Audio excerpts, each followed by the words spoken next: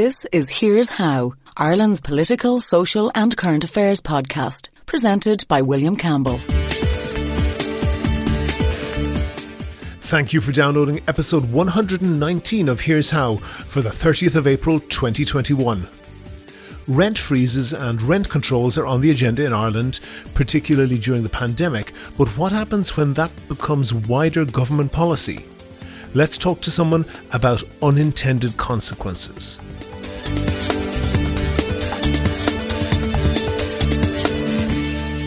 Here's How is Ireland's political, social and current affairs podcast. Make your view heard. Just dial 076 603 5060 and tell the world what you're thinking. Your voicemail may be included in the next podcast. You can find tips on recording your contribution and other ways to contact the show at here'show.ie/call. Here's what we've got coming up for you in this podcast. And the headline in German is Neubau hält Schritt mit Bedarf, and which roughly translates into English as new building of apartments keeps up with demand. And really the question that I have to ask you on that is, are you crazy? Why? Why? That's coming up shortly, but first I want to thank all of my donors on Patreon. I really appreciate everyone who does that. If you don't know, Patreon is a website that allows people to donate a couple of dollars per podcast or per month. And that helps me to devote more time to research and to finding interesting guests. If you think you could do the same as those donors, there's details on the website and at the end of the show. We're going to have a new leader of the DUP. Leaders of the DUP are generally not anyone's favourite person, unless that anyone happens to be a DUP supporter. As an aside, I have to say that much of the criticism of Arlene Foster on social media that I see has more than a tinge of sexism, but that's a story for a different day. And if you're looking for things to criticise Arlene Foster over, there's surely enough to say without having to scrape that barrel. Anyway, the next leader is likely to be Edwin Poots. He's the North's Minister of Agriculture, Environment and Rural Affairs, and he's the MLA for Lagan Valley. And he's a member of the Free Presbyterian Church. The Free Presbyterian Church is a tiny organisation. The membership in Northern Ireland is about 10,000, about half of 1% of the population. It's the church founded by the late Ian Paisley Sr., also the founder of the DUP, and this church dominates the DUP, despite the fact that it doesn't represent the overwhelming number of its voters. Arlene Foster is a member of the much larger and much more mainstream Church of Ireland, and that was perhaps one factor that isolated her in the party. Edwin Poots and the rest of the Free Presbyterians believe in what is called young earth creationism, which means that they believe that the biblical story of Genesis with Adam and Eve and the talking snake is literally true in every aspect and happened about 6,000 years ago. They've objected to, among many other things, geological information about the Giant's Causeway posted in the visitor centre there, because it says that the rock formations were formed by natural processes hundreds of thousands of years ago, rather than by God and the flood of Noah. Needless to say, they don't hold very liberal views on, I'm not going to list them here, they don't hold very liberal views on anything. They believe that the Pope is literally the Antichrist mentioned in the Bible. Now, when British commentators try to make insightful comments about Irish politics, north or south, it's not usually a pretty sight. I'm reminded of David Davis accusing Leo Varadkar of being anti-British in 2018 because he, Varadkar, wanted to win votes from Sinn Féin in his bid for re-election as president in that year. So when Robert Peston, the ITV political correspondent, tweeted that Edwin Poots' DUP leader would drive unaligned voters to Sinn Féin, there was a predictable pile-on from Irish Twitterers ridiculing his misunderstanding of the politics of what is, theoretically, part of Peston's patch as a political correspondent. In fairness to Peston, he didn't say that DUP voters would be pushed to Sinn Féin. He said that Poots, instead of Foster as DUP leader, would make Alliance and Green voters switch to Sinn Féin, which is really just as daft, at least in the short term. But on another level, on a different timescale, it might not be that daft after all. Now, the typical DUP voter, or the atypical DUP voter, or any other type of DUP voter, would be more likely to limbo dance naked down the M1 to Dublin than they would be to switch their vote to Sinn Féin. But here I'm not strictly talking about DUP voters. I'm remembering that politics in the North is intensely tribal, and the expectation, the correct expectation for the whole of the last century, is that the community that people are born into is more or less a perfect predictor of their voting intention. But think of the section of the population that is under 35 years old. Young, but starting a family young, not swiping through TikTok at the back of the maths class young. People under 35 have no memory of the Troubles. None. And many of them have different political priorities. They are no less affected by the major social and environmental issues than people in other areas of the Western world. If you wanted to design a cartoon villain to be the nemesis of young voters like that, then Edwin Poots might be a good model. Now, I'm certain that not one DUP supporter will be put off by Edwin Poots being the archetype of evil for young liberals, but we must remember one important thing that the DUP voters are doing. They're dying. Now, about 5 or 6% of the electorate dies between each election anyway. They're replaced by young people reaching the voting age, though DUP voters are considerably older than average, so the shadow of the Reaper looms a bit larger for them.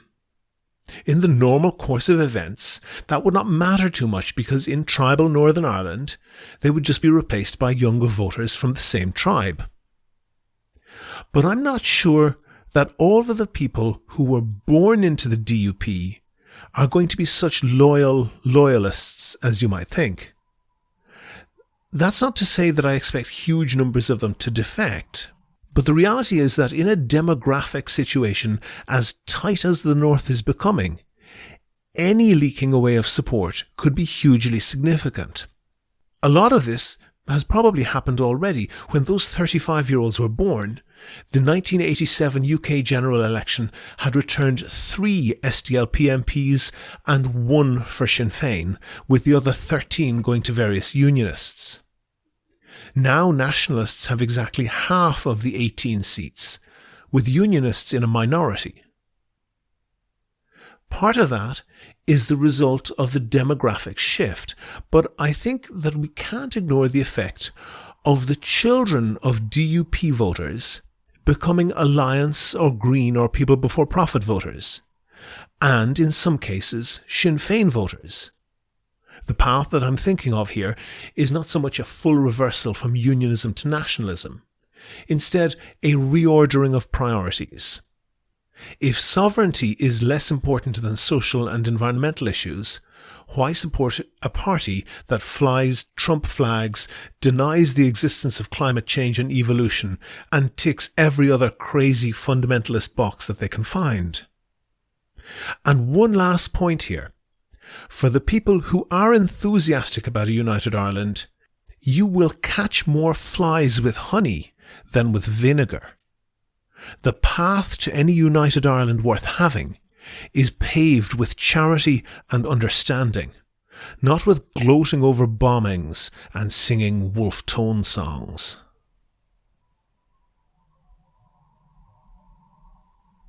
Do you agree? Do you disagree? If you want your point of view heard, dial 076 603 5060 and leave a contribution for the show. The lines are open 24/7 and you can find tips on how to record a good contribution and other ways to contact the podcast at here'show.ie/call. On the line, I have Nicolas Šustr. Nicolas is probably not somebody known to people in Ireland, but he is the city development and traffic editor for the German newspaper, formerly called Neues Deutschland, now just called ND. Nicolas, it would be reasonable to say that's a pretty left-wing paper, yeah? Indeed, we have socialist newspaper in our title.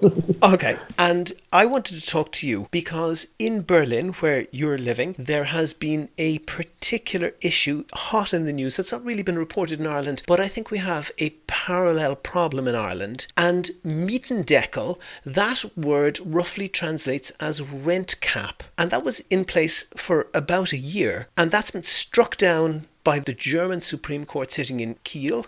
No, in Karlsruhe.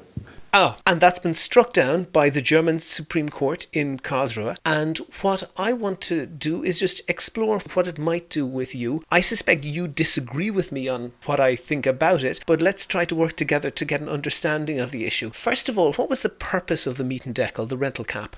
The purpose was to cap the rent and was to stop gentrification in a way, so that the central districts of Berlin wouldn't become only rich man's country.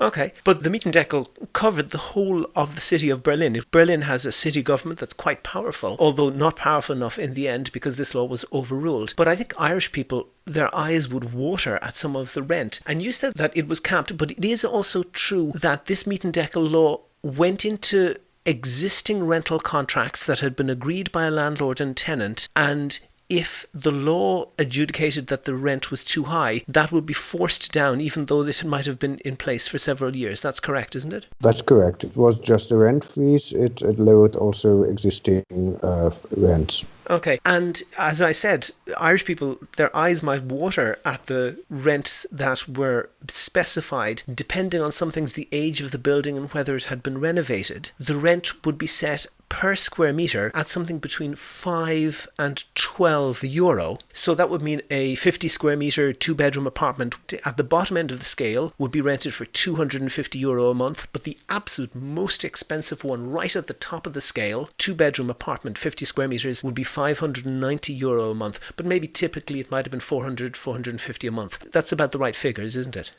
Indeed, but it's only the so-called code rent in Germany, so it's just the rent for the rooms. It's not for all the services and so on. All these people typically have to pay a service charge for cleaning of the apartment and insurance and so forth, and sometimes that includes heating. So yes, that's called the cold rent in Germany. People might pay another 100 or a couple of €100 extra on top of that for all those extra services. You thought that was a good idea, and I'm curious as to why, and I'm particularly contacted you because I was reading a story that you wrote, and the headline in German is Neubau hält Schritt mit Bedarf, and which roughly translates into English as new building of apartments keeps up with demand. And really the question that I have to ask you on that is, are you crazy?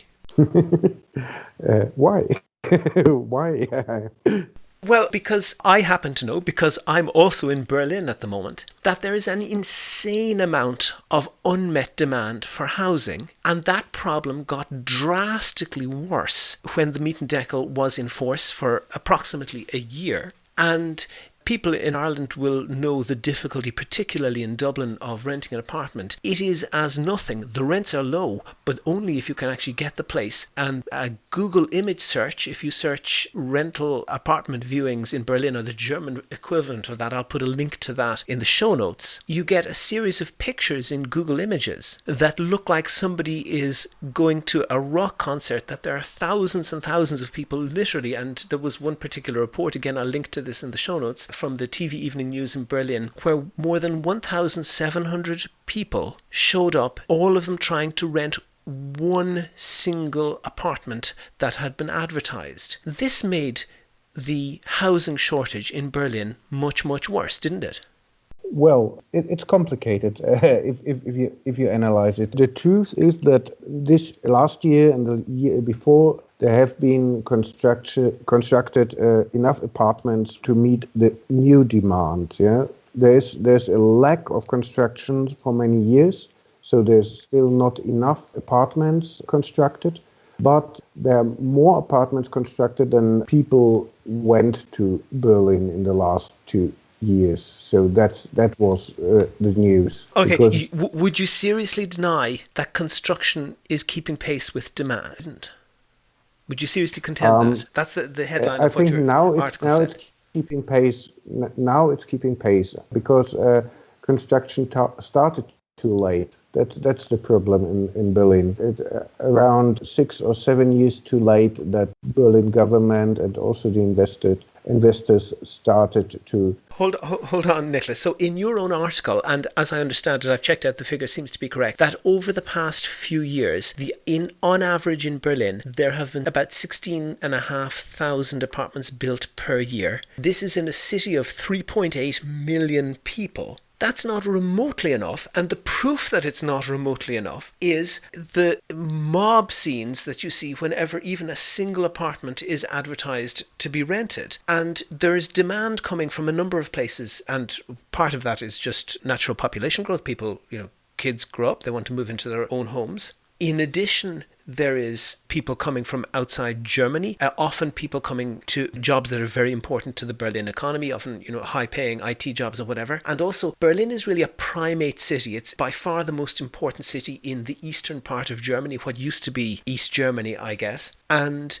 there are a couple of cities, Leipzig and Dresden, whatever, but most of the rest of those German states in the former East Germany are not very exciting places. And I think that pretty much every teenager in every village in the eastern part of Germany is counting the days until they can leave school and go to university or do anything at all to move to Berlin. So there's an enormous demand, and there's an enormous repressed demand. And it seems crazy to say that such a tiny number of apartments is meeting demand. And where that meets the Mietendeckel, in my view, is that there is pretty much an iron law in economics. You say you're a socialist. I don't know how much of the market you believe in, but if the government artificially... I didn't say that I'm a socialist. But if the government artificially reduces the price of a good or a service, that good or service pretty much immediately disappears from the market. That's kind of obvious, isn't it? Well, the price was raised artificially by many investors in the last years. What does artificially mean in that context? It's part of the German rent laws, that modernization and so on. So if you have an existing contract, you may raise the rent 15% in 3 years in Berlin. Yes. So people who live in a particular apartment, the degree to which their rents can be raised is very limited. Yes, but not with modernization, for example, or with squeezing them out and letting the apartment to a new tenant. Okay, but deal with the fact that, so first of all, when I say, and you may take a different view on it, but when I say artificially reducing the price, I mean reducing the price below the market price, what would occur without market intervention. Okay. That makes supply disappear, basically. Yes, but the problem is that one thing is that these international investors, or not even international, also German investors, the problem is the so-called Betongold, yeah? So that apartments became a financial commodity, and that's relatively new for the German market. So, this is a real problem. This is a real problem. You say beton gold. I should tell people that means concrete is gold, or it's like saying black gold referring to oil, that apartments have become essentially a tradable financial quality where you place money. If you have money to invest, you can buy apartments and make that a financial instrument. But why is that possible? Yeah, it was a decision of the red-green government 20 years ago. The red-green federal government 20 years ago, Germany had to become more modern, had to become more attractive to the financial markets. No. Before you even go down that road, that only occurs where there is shortage. If gold grew on trees, it would not be worth anything. And apartments can only be financialized like that because there is a shortage. And something like the Mietendeckel, where if somebody is saying that, maybe I'll build an apartment block, a housing scheme in Berlin, or maybe I will invest in something else, people aren't going to build if they see that it's not possible to make money on an investment. And the fact that Berlin building was so low was what allowed that to happen in the first place. And one way to solve that without any Mietendeckel, without any rental cap, which causes the shortage, would be simply to make people build on empty land. Yeah, if you are talking about land, the main problem are the land prices that are rising. And yes, you can build a bit more, you can permit building where it hasn't been permitted and so on, but not with these land prices that actually are in all metropolitan cities in Berlin and in Germany. You can't build new for affordable prices. The real problem is that building new apartments is so expensive that a state can't afford to subsidize this in such a way that it's affordable for people with low incomes. And so you have to save the existing buildings, and that was also part of the rent cap, because it was only applicable for buildings older than from 2014, I believe. Before 2014, yes. Yes. Okay, but pause on that for a moment, because you say land is expensive. Isn't it possible that that price is being manipulated? In particular, because Berlin is one of the most thinly populated cities. It's most certainly the most thinly populated capital city in Europe. And to put that in context, in the same area, Paris has more than 5 times as many people as Berlin. It's got a population density more than 5 times higher. If you take the S-Bahn, the DART train around Berlin, you can see, as far as the eye can see, you can see empty, vacant land, derelict land, old East German communist factories that have been abandoned. There's an enormous amount of land available. If it's not being used, that means that somebody is keeping it off the market. Yeah, there are many reasons, also ecological reasons, not to build everywhere. And there are many reserves with these single houses everywhere. You have DART services for regions where you have only these single houses, and it's not a good solution serving with... Hold on for a second. The population density of Berlin is incredibly low. There is no shortage of land. Yeah, but there's no will to build up everything. Yes. Hold on for a second. Nobody wants Paris style. People in Paris seem to like it. But are you seriously saying that it's an ecological concern to turn a derelict old East German communist factory into apartments for people? Well, there are many issues. There's zoning, so many areas are reserved for industrial production or similar purposes. It's also a problem that you raise the land value extremely if you rezone from an industrial area to a residential area, for example. You raise the land value by 10 times at least. And that's true, but it would also be possible to tax vacant land. But I just want to maybe to put the contrary opinion to you. The government that brought in this now overturned law for reducing rents is red-green government, so it's possibly the most left-wing combination possible within German politics. It is in their interest. They see that they get their votes in the most run-down areas. Do you think they look and see that it's in their interest to say, well, if we make more run-down areas, then we get more votes? No, not at all. But so that seems to be the Green Party. No. If you see the SPD, so the Social Democratic Party or the Green Party, they are middle-class parties. They are not parties for the poor normally. No, that's not true. The Linke Party is the party that grew up out of several elements, including the old East German Communist Party. But what really frustrates me about this is that and again, it's a market term, I don't know how much you would accept that, but that unpriced resources get wasted. That when you artificially push down prices like that, you're causing wastage and you're causing shortage. So, for example, a very typical situation where you might have what in English is called an empty nest, or maybe a widow whose children have grown up and left living in a 3 or 4 bedroom apartment with rent very low, extremely low by Irish standards, and an enormous difficulty in moving house. That gives a strong incentive for someone like that not to move to a smaller apartment, and that causes a lot of wastage in the housing stock that exists, on top of preventing people from building more. There are many problems. There's never been a good solution that worked for decades in history in the world. So there you have no capitalist way of resolving the accommodation problem for longer term, and there wasn't a state economy that solved this problem for a longer term. So you have always have to meet... Pause. You're correct that nobody has absolutely solved this problem, but you can't sacrifice the good on the altar of the perfect. There are many places that do it much better than cities like Dublin and Berlin. You are correct, nowhere is perfect, but there is a spectrum going from very bad, like Dublin and Berlin, to, in some cases, quite good. And what are the quite good cases? I just want to understand.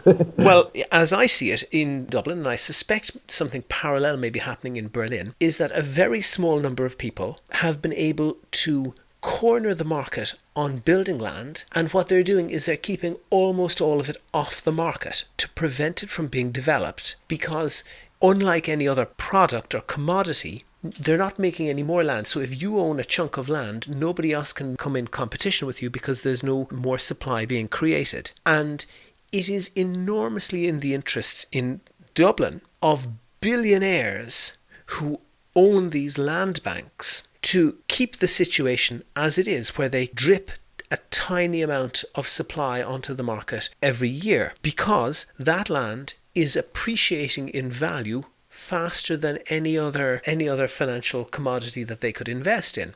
And a very simple solution to that would be simply to have a use it or lose it tax, that you tax vacant land, unused land, at a rate higher than it is appreciating. So you make it unprofitable to keep it empty, and you make it profitable to use it and to build on it for people. It seems like there's a Faustian pact between billionaire landowners and left-wing parties who are both essentially conspiring to make sure that the situation doesn't change too much.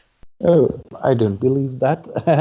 Yes, we have the problem with the land banks. We have this federal system in Germany. So these federal states, like Berlin is one, have in financial and taxation and so on things, don't have many powers. So it's most of these taxation problems and are federal problems. And so Mietendeckel was one attempt to find a solution. So it wasn't thought to be for a long time. Yeah, it was just for a few years until the construction of. You may not forget, we have now around almost 70,000 apartments where there's a building permit and they haven't been built. Pause on that thought. 70,000, which ain't that much given the housing expansion for the population needed. But there are 70,000 permits outstanding in Berlin. That's the Irish equivalent of planning permissions. And they're not being built.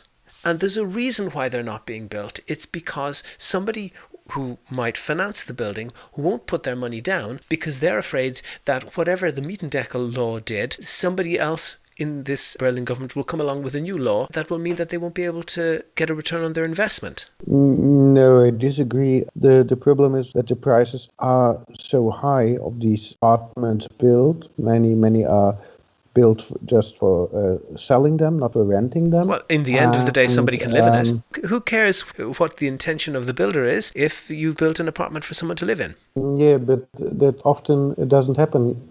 I realized you had this Airbnb problem in Dublin also. There was a myth. That was a myth. Airbnb consumed about as many residences as were built in 1 week at the height of the Celtic Tiger, or were built in about 6 weeks at the building rate now. It's such a minuscule fraction. Most of the Airbnbs in Ireland were either a single room where somebody was letting out a single room in their house. If you take it off Airbnb, it's just wasted. It's just an idle resource. Or someone goes away on holidays and they rent their house out while they're on holidays rather than leaving it empty. That's the great bulk of the Airbnb. There was a small cohort of several hundred houses that were just being used as Airbnb, but it's just such a tiny number, it's irrelevant. So in Berlin, it's around 25,000 apartments that are rented almost only for Airbnb purposes, and that's 1 year of building in Berlin. So there were several studies of economic institutions that said, yes, Airbnb raises the rents around 20 cents per square meter. And it was a real model for a while, an economic model, building apartments, selling them to foreigners and renting them out via Airbnb to refinance the costs of the apartment. And there are many similar models, and for many people, they just buy the apartment. Many small investors and large investors buy these apartments only for speculation purposes. So the rent isn't important for them because the rent wouldn't pay the cost of the apartment, and that was one part. These high costs of these apartments. It took in the last year. It took 3 years to sell an apartment. So they've been 3 years for sale, and often empty in this time. So the construction of these apartments for sale, if you see the figures, it went drastically down because nobody was there to buy them, or not enough. It's not nobody, but not enough people.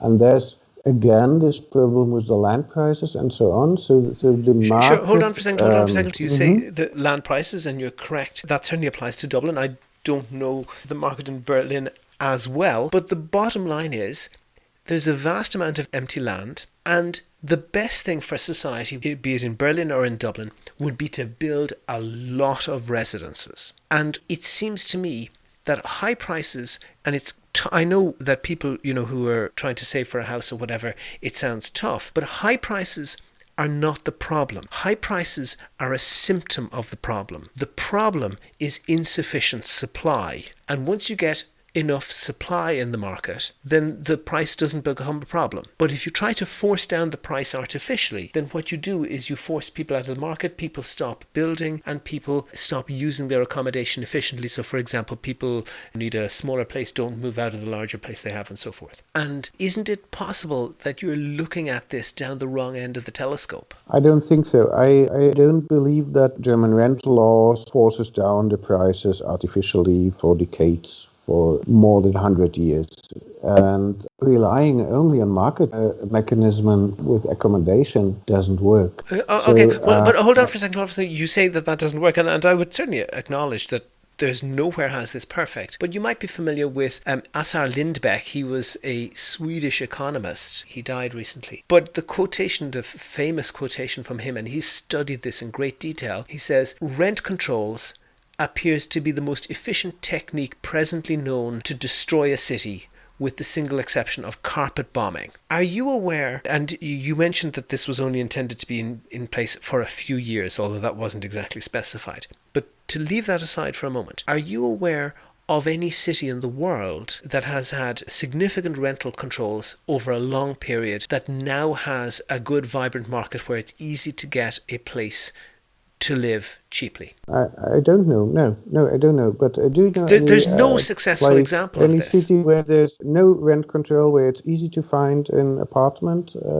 that you can afford. Yeah, loads of cities in the United States. Yeah, but there's the question whether these cities are booming or not. So that's true, but there are plenty of cities. You had in Berlin, you had rent control. In Western Berlin, you had rent control for large part until 1988 or 1989. I don't know exactly anymore. Yes, there was a shortage of housing in Western Berlin, and then you had the years after reunification, where there was built much of new housing, too much. And then we had this decade of stagnation after that. And then the rents stayed or went down because there was... Rents in the late 90s, early 2000s were extremely low in Berlin. Yes. And they shot up maybe after about 2012, 2013, that type of time. But I put a pin in the idea of this was only intended to last for a short but not specific number of years. But the fact is, the political reality is that once you go down that road of essentially buying votes by telling people that you will tear up their rental contract and order your landlord on the pain of a €500,000 fine to give them a lower rent, that very quickly becomes eaten bread. And some of the laws that have been brought in since then, so I mentioned keeping areas perhaps run down. There is what translates as the character protection of areas, where people who live in Berlin are not allowed to do up their apartment. And that would mean, for example, having a fitted kitchen or having a towel radiator fitted in the bathroom rather than a standard radiator, or having a fitted oven in their kitchen. That's an outrageous intrusion on people's liberty, isn't it? Well, it's about rented apartments where you may not do this. But the problem is that with these luxurious modernizations, that you may raise the rent significantly. So that's you may not forget, you have 83% of the households in Berlin are renters. I should have mentioned that at the start. That's starkly different to Ireland. Overwhelming majority of people who live in Berlin rent the place that they live. But of course, the people who can't get a place to live then are unlikely to be able to live there and don't become voters. This is a war of the well-established people against the newcomers, isn't it? Well, yeah. If you're talking about gentrification, I should explain that. Mietendeckel is great for somebody who has an apartment, has lived in that apartment, had a pretty low rent, but then it's reduced even further. But for somebody, maybe their kids, who are trying to set up their own home, it makes life impossible. Yeah, but do you say that the people that are living here should be squeezed out to somewhere where they can afford the rent for the newcomers? What's your solution if you say that there's a lack of apartments in Berlin, which is, but you say it's hard for newcomers to come? Yeah, it's always hard for newcomers to come in your city. And but it is particularly hard in Berlin. And no, hold on for a second. No. It is not normal to have thousands of people, literally thousands of people, and that's not an exaggeration, actual crowds of thousands of people all fighting to try and rent a single apartment. That's not normal. Yeah, but it happens every few decades, this situation. The main problem is that it was started too late with construction. And if you say, we need more building but hold permits, hold on, Nicholas. The best time to start anything is 10 years ago. The second best time to start is now. And this Mietendeckel law means that no building is happening. No, that's not true. The main problem for many years now is the construction industry that doesn't have the capacity. And the construction went down for many years ago, and because in Berlin there isn't enough money to buy. We're not Munich, we're not Hamburg. Yes. Many rich families and so on, or middle rich, or how to say. But if you were a billionaire and you owned many millions of euro worth of empty land, and you saw coming down the line that you're going to have a tax that would essentially confiscate that land, or you could build housing that you could sell, which would essentially be low-cost housing on it, you would make many millions. I'm mystified why the red-green government in Berlin, who seems happy to tax things, that they don't tackle this huge amount of land that could be used for housing that is very needed. Yeah, there have been some attempts also in Berlin. So if you have a building permit and you don't construct, you lose the permission now after 5 years. Yeah, but you don't lose the land, you just sit on the land. Yeah, but with this, the land value goes also again down. And we had this model. Land values have been shooting up. Yeah, but the land value with the building permission is much higher than without the building permission. And these taxes, that can be only introduced with federal law. So the federal law has to, now there is a process in the federal parliament and the state parliaments of Germany for introducing this concept that you want, but it takes time. Nicolas Šustr, I very much appreciate you speaking to our listeners in English. Thank you very much for talking to me. Thank you very much. Never miss a show. Follow at Here's How Podcast on Twitter and like Here's How on Facebook for updates on each show's contents. Go to the website for sources and references from the show, and while you're there you can like the show on Facebook, follow the show on Twitter at Here's How Podcast, and follow Nicolas Šustr at Nicolas Šustr, that's S-U-S-T-R. It's mostly in German, but his wildlife pictures are great. And get in touch with me if you can suggest a guest or a topic for the next show. Thanks again to all of the patrons on Patreon. Their donations allow me to devote time to research and finding interesting guests. And if you could do the same as them and donate €1 or €2 per podcast or per month, please do go to patreon.com/here'show. That link is on the website. Also there you can find out how to subscribe to the podcast for free on your computer, on your phone or by email. All that information is at www.here'show.ie. The Here's How podcast is produced and presented by me, William Campbell. The assistant producer is Kevin Wolf. Thank you for listening.